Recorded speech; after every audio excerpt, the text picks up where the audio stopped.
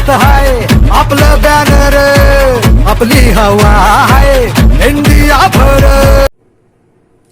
नमस्कार विद्यार्थी मित्रांनो, मी प्राध्यापक संतोष पाटील गायकवाड, कर्तव्य कॉमर्स क्लासेस लोहा. आज आपण 12वी मधील आपल्या अकाउंट विषयातील प्रकरण 10वे लेखांकनात संगणकाचा उपयोग हे प्रकरण काय करणार आहात, सुरुवात करणार आहात. हे प्रकरण आपल्याला प्रश्न क्रमांक 5 मध्ये 8 मार्कासाठी येते आणि ऑब्जेक्टिव्ह मध्ये 1 मार्कासाठी, असं मिळून हे 9 मार्काचं प्रकरण आहे. तर अतिशय महत्वाचं प्रकरण आहे. तर आपल्याला शिकायचे लेखांकनात संगणकाचा उपयोग. लेखांकन म्हणजे अकाउंट, संगणक म्हणजे कम्प्युटर. तर अकाउंट मध्ये संगणकाचा म्हणजे कम्प्युटरचा काय उपयोग केला जातो किंवा त्याचा कशा पद्धतीने वापर केला जातो. तर लेखांकनात संगणकाचा उपयोग शिकण्यासाठी सगळ्यात महत्वाच्या 2 गोष्टी शिकवून चालू आहेत. एक म्हणजे काय, हस्तलिखित लेखांकन कशाला म्हणतात, आणि दुसरं म्हणजे संगणकीय लेखांकन कोणाला म्हणतात. जर हे 2 लेखांकन आपल्याला कळाले तर या पूर्ण प्रकरणामधला सगळ्यात मेन गाभा जो काय आहे तो आपल्याला समजण्यास उपयोगी होईल. तर हस्तलिखित लेखांकन कशाला म्हणतात आणि संगणकीय लेखांकन कशाला म्हणतात, तर पाहूया. हस्तलिखित लेखांकन म्हणजे काय, तर व्याख्या बघा. व्यवसायातील व्यवहार, हे जे व्यवहार आहेत हे व्यवहार कुठले लक्षात ठेवायचे, व्यवसायात. कारण प्रत्येक व्यवसायात काही ना काहीतरी व्यवहार होतच असतात. म्हणून व्यवसायातील व्यवहार आणि त्याच्या नोंदी, ह्या नोंदी कशाच्या आहेत तर व्यवहाराच्या आहेत. व्यवहार कुठले आहेत तर व्यवसायातले आहेत, हे लक्षात ठेवा. व्यवसायातील व्यवहारांच्या नोंदी, लक्षात ठेवा, व्यवसायातील व्यवहारांच्या नोंदी रोज किरदानी खातेवहीमध्ये ठेवणे. सोपी व्याख्या एकदम.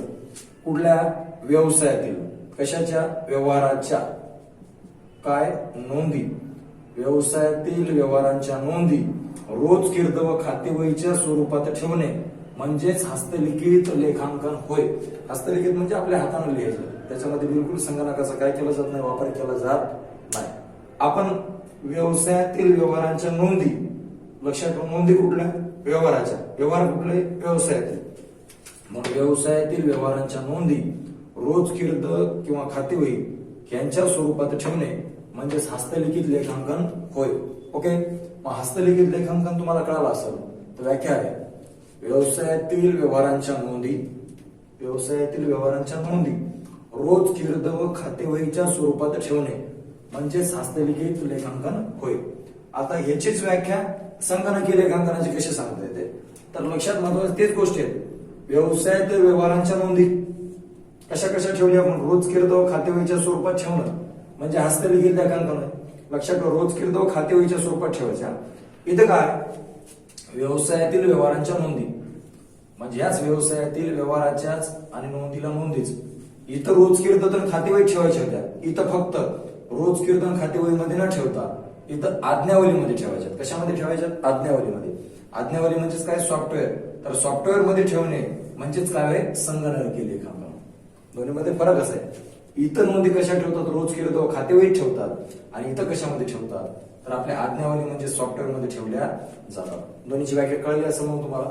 दोन्हीच्या व्याख्या करून दोन्हीची तुलना जर केली तर व्यवसायातील व्यवहारांच्या नोंदी रोज किर्द व खातेवहीच्या स्वरूपात ठेवणे म्हणजे हस्तलिखित लेखांकन होय, आणि व्यवसायातील व्यवहारांच्या नोंदी आज्ञावलीच्या स्वरूपात ठेवणे किंवा सॉफ्टवेअरच्या स्वरूपात ठेवणे म्हणजे संगणकीय लेखांकन होय. या दोन्हीमध्ये तुलना कळाली तर तुम्हाला हस्तलिखित लेखांकनाची व्याख्या अगोदर मी सांगितलेली आहे, आणि संगणकीय लेखांकनाची देखील व्याख्या आपली या ठिकाणी काय झालेली आहे, पूर्ण झालेली आहे. हस्तलिखित लेखांकन म्हणजे काय, तर तुम्हाला मी हस्तलिखित लेखांकनाची व्याख्या सांगितली. याच ठिकाणी बघा, हस्तलिखित लेखांकनाची व्याख्या बघा.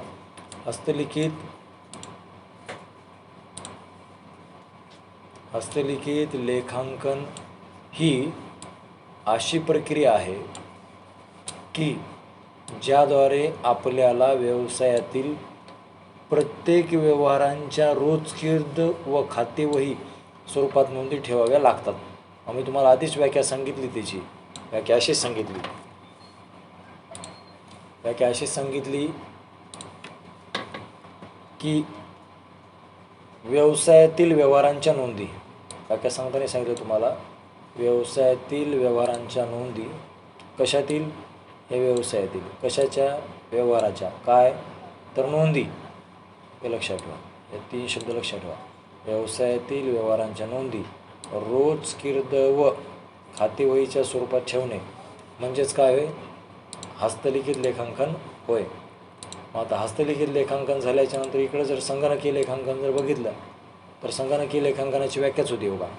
इथं आपल्याला माहिती किंवा नोंदी कशाच्या पद्धतीत ठेवायच्यात? आज्ञावलीच्या पद्धतीत ठेवायच्यात. लक्षात ठेवा, ही आज्ञावली मेन आहे. आज्ञावली म्हणजे सॉफ्टवेअर. तर इथं कशाद्वारे ठेवलं जातं? आज्ञावलीच्या द्वारे ठेवलं जातं. ठीक आहे,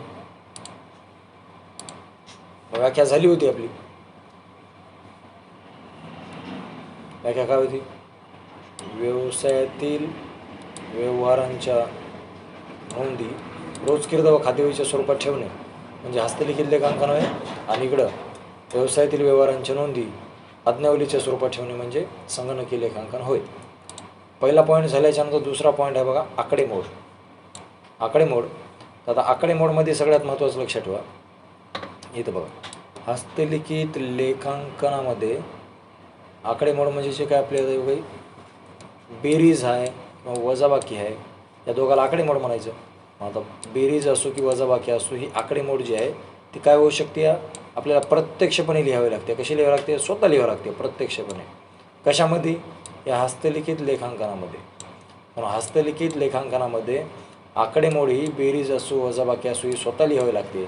आणि इकडे संगणकीय लेखांकनामध्ये जर विचार केला तर इथं आपल्याला आकडेमोड हो काही लक्षात ठेवा, आकडेमोड ही आपल्याला लिहायची गरज नाही, ती काय होते? आपोआप मिळते. काय मिळते? आपोआप. म्हणजे याचा अर्थ संगणकीय लेखांकनामध्ये आकडेमोड ही लिहावी लागत नाही, तरी आपल्याला आकडेमोड कशी होते? आपोआप मिळते. इथं कशी मिळते? आपोआप स्वतः लिहावी लागते. म्हणून फरक कळाला असेल तर फरक असा आहे की हस्तलिखित लेखांकनामध्ये आकडेमोडी स्वतः लिहावी लागते आणि संगणकीय लेखांकनामध्ये आकडेमोडी कशी मिळते? आपोआप मिळते. चला, 2 पॉईंट झाले असतील. तिसरा पॉईंट आहे बघा, खातेनिहाय नोंदी. कशा नोंदी? खातेनिहाय नोंदी. मला खातेनिहाय नोंदी काय असतात? खातेनिहाय नोंदी बघा, खातेनिहाय नोंदी. तर ह्याच्यामध्ये काय सांगितले? खातेनिहाय नोंदीमध्ये तिसरा पॉईंट, हस्तलिखित लेखांकनामध्ये काय होऊ शकते? बघा, हस्तलिखित लेखांकन प्रक्रियेमध्ये लक्षात ठेवा, हस्तलिखित लेखांकन प्रक्रियेमध्ये आपण रोज कीर्द नोंदी करता, खातेवही करता, म्हणजे याचा अर्थ नावे व जमाचे आकडे घेता. तर हे करत असताना ह्याच्यामध्ये आपल्याच्यानं काय होऊ शकतं? तर इकडे बघा, मानवी चुका होऊ शकतात. काय होऊ शकतात? मानवी. म्हणून हस्तलिखित लेखांकनामध्ये मानवी चुका काय होऊ शकतात? होऊ शकतात. आणि इकडे जर संगणकीय लेखांकनाचा जर विचार केला तर ह्या ठिकाणी पहा, मानवी चुका इथं काय होतात? होत नाहीत, म्हणजे टाळता येतात. इथं संगणकीय लेखांकनामध्ये मानवी चुका काय होत नाहीत? होत नाहीत. त्या मानवी चुका काय करता येतात? टाळता येतात. म्हणून आपल्याला पॉईंट लक्षात ठेवा, हस्तलिखित लेखांकनामध्ये मानवी चुका होऊ शकतात आणि संगणकीय लेखांकनामध्ये मानवी चुका होऊ शकत नाहीत. तर 3 पॉईंट कळाले असतील. तर 3 पॉईंट एकदम सोपे होते. तर पहिला पॉईंट होता, यामधला सगळ्यात पहिला पॉईंट आहे व्याख्या. दोघांच्या व्याख्या कळाल्या. बाबा, हस्तलिखित लेखांकन म्हणजे काय? तर व्यावसायिक व्यवहारांच्या नोंदी रोज कीर्द व खातेवहीच्या स्वरूपात ठेवणे म्हणजे हस्तलिखित लेखांकन होय. आणि संगणकीय लेखांकन म्हणजे काय? तर व्यावसायिक व्यवहारांच्या नोंदी आज्ञावलीच्या स्वरूपात ठेवणे म्हणजे काय? संगणकीय लेखांकन आहे. त्याच्यानंतर दुसरा पॉईंट होता आपला आकडेमोड. तर या ठिकाणी वजाबाकी बेरीजची आकडेमोड आपल्याला प्रत्यक्ष करावी लागते. कशी करावी लागते? प्रत्यक्ष. आणि या ठिकाणी मात्र प्रत्यक्ष करायची गरज नाही, ती आपोआप मिळू शकते. त्याच्यानंतर तिसरा पॉईंट होता, या ठिकाणी आपल्याला काय होऊ शकतात? मानवी चुका होऊ शकतात. पण इथं मानवी चुका काय होऊ शकत नाहीत? होऊ शकत नाहीत. ते काय करतात? टाळता येतात. 3 झाले. चौथा पॉईंट बघा, 33 पत्रक. चौथा पॉईंट काय? 33 पत्रक. आता 33 पत्रक किंवा 33 पत्रक कशाला म्हणतात? तो 33 पत्रक बघा, ह्या लेखांकन प्रणाली म्हणजे काय? हस्तलिखित लेखांकन प्रक्रियेमध्ये आपल्याला सर्व खात्याच्या शिल्केवरून 33 तयार करावे लागतं, म्हणजे 33 घ्यावी लागते. लक्षात ठेवा, आपल्याला 33 पत्रकामध्ये सर्व आकडे घ्यावे लागतात, म्हणजे साध्या भाषेत लक्षात ठेवा 33 करावी लागते. पण इकडे बघा, संगणकीय लेखांकन प्रणालीमध्ये तेरीज ही काय होते आपोआप तयार करावी लागते. कशी तयार करावी लागते? आपोआप. म्हणजे हस्तलिखितमध्ये तेरीज पत्रक ही आपल्याला तयार करावी लागते आणि इथं तेरीज पत्रक ही काय होते आपोआप तयार होते. म्हणून फरक चौथा आहे. तेरीज पत्रक हस्तलिखित लेखांकन प्रक्रियेमध्ये आपल्याला तेरीज तयार करावी लागते आणि इकडं आपल्याला तेरीज काय होते आपोआप तयार करायची गरज नाही. संगणक आपोआपच तयार करते कारण ते स्वयंचलित आहे. मी आधीच सांगितलं. 5वा पॉईंट आहे बघा, समायोजना नोंदी. कोणत्या नोंदी? समायोजना बघा मला हस्तलिखितमध्ये काय केलं जातं? समायोजनाच्या नोंदी करतात. एक लक्षात ठेवा, हस्तलिखितमध्ये काय करतात? समायोजनाच्या ज्या नोंदी असतात त्या समायोजनाच्या बी नोंदी व त्याच्यानंतर वैध दिले खातेवहीतील नोंदी. म्हणजे दुसऱ्या कशातील? खातेवहीतील नोंदी. म्हणजे एक तर कुठल्या? समायोजनातील आणि दुसऱ्या कुठल्या? खातेवहीतील. या दोन्हीच्या बी एक लक्षात ठेवा समायोजनातील आणि दुसरं लक्षात ठेवा खातेवहीतील. अशा दोन्ही नोंदी एकामागे एक घेतल्या जातात किंवा पद्धतीने केल्या जातात. कशाच्या? एकतर समायोजनाचे बी केले जातात आणि एकतर कोणाच्या केल्या जातात? खातेवहीच्या पण केल्या जातात. दोन्ही लक्षात ठेवा. एकतर समायोजनाच्या बी नोंदी करायच्या आणि एकतर खातेवहीच्या बी नोंदी करायच्या.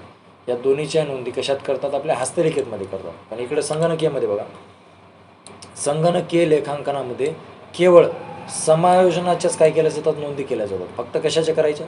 समायोजनाच्या. इकडे बी समायोजनाच्या करतात, इकडेही समायोजनाच्या करतात. हे तर मान्य झालं.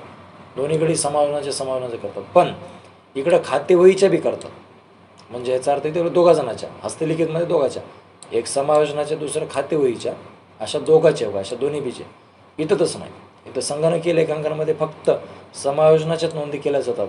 इथं बघा खातेवहीच्या नोंदी इथं काय होतात? आपोआप तयार होतात. कशा तयार होतात? आपोआप. इथं लिहा खातेवहीच्या नोंदी संगणक आपोआप करीत असतो, करायची गरज नाही. आणि इथं जर विचार केला तर बघा समायोजनाच्या बी नोंदी आणि खातेवहीच्या बी नोंदी या दोन्हीच्या नोंदी आपल्याला इकडे हस्तलिखितमध्ये कराव्या लागतात. संगणकामध्ये फक्त बघा समायोजनाच्याच करायची गरज आहे, खातेवहीच्या करायची गरज नाही, ते आपोआप करीत असतात. म्हणून 5वा पॉईंट आहे समायोजनाच्या नोंदी. तर हस्तलिखितमध्ये समायोजनाचे बी होतात, खातेवहीच्या बी होतात आणि इकडं फक्त समायोजनाच्या होतात, खातेवहीच्या केल्या जात नाही, ते आपोआप होतात. 6वा पॉईंट आहे आर्थिक नोंदी व पत्रके. आर्थिक नोंदी व पत्रके. आता आर्थिक नोंदी व पत्रके म्हणजे काय? तर इथं बघा यामध्ये आपल्याला अहवाल, बरोबर आहे, अहवाल म्हणजे रिपोर्ट, अहवाल असेल आणि किंवा पत्रके असतील.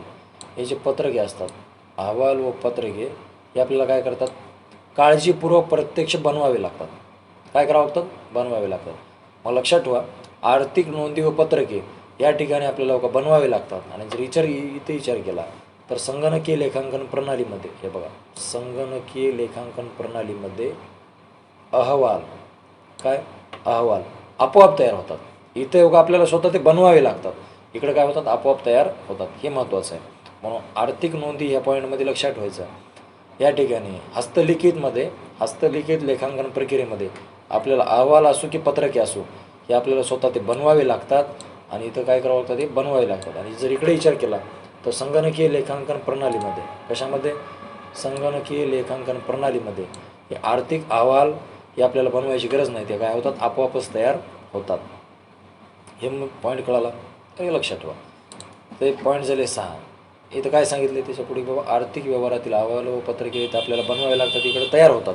त्याच्या पुढे सांगितले जे आपलं तेरीज पत्रकातील रकमा आहेत, जे आपण तेरीज पत्रक अंतिम खात्यामध्ये जे आपण प्रश्नात तेरीज पत्रक शिकतो त्या तेरीज पत्रकातील रकमा आहेत ह्या मिळकत पत्रकात म्हणजे याचा अर्थ आपलं नफा तोटा खाते. म्हणजे याचा अर्थ त्याच्यातले जे पदं असतात हे इथं मिळकत पत्रकात व कशात? ताळेबंदात. या दोन्ही ठिकाणी काय केलं जातं? मला स्थलांतरित केलं जातात. माहीत आहे आपल्याला आपण जे तेरीज पत्रकातले पदं घेतो हे तेरीज पत्रकातले पदं आपण घेतो की नाही? आपण हे कुठे घेतात? ते मिळकत पत्रकात म्हणजे नफा तोट्याला पण घेतो आणि नंतर ते आपण कुठे घेतो? ताळेबंदाला पण घेतो. हे तर पॉईंट माहीत आहे आपल्याला, हे काही सांगायची गरज नाही. म्हणून एवढं लक्षात ठेवा या ठिकाणी अहवाल आणि पत्रके हे आपल्याला स्वतः बनवावे लागतात आणि या ठिकाणी अहवाल आणि पत्रके बनवायची गरज नाही, ते आपोआपच तयार होतात. आणि लास्ट पॉईंट आहे वार्षिक हिशोब पुस्तकांच्या नोंदी. वार्षिक हिशोब पुस्तकातील नोंदी.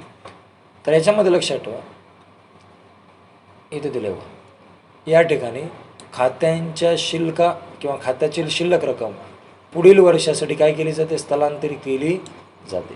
म्हणजे याचा अर्थ समजा 2000 आपलं हे 21 चालू आहे, तर 21मध्ये जर काही खात्याचे जर पैसे शिल्लक उरले तरी आपण पुढच्या वर्षात म्हणजे 2022मध्ये काय केलं जातं, स्थलांतरित केले जातात. कशामध्ये?